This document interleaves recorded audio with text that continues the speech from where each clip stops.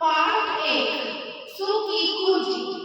तपती धरती तपता अंबर कंकड़ बना अंगारा, झुलस रही हरियाली सारी, झुलस रहा जग सारा। पक्षी दुबक रही उड़े पशु में जाते, छाया ही छाया पानी को सिकुड़ रही सलमाते।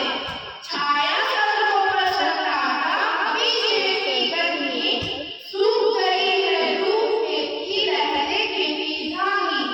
जे कभी तो रथा आई रिमझिम बरसे पानी, तपन बैठी धरती की सारी लहरें खेती धानी। जो जब जितना कर झेलते उतना ही सुख पाते, कपना ही सूखी कुंजी है सबको बतला जाते। कवि भगवती प्रसाद मिश्र। धन्यवाद। Thank you.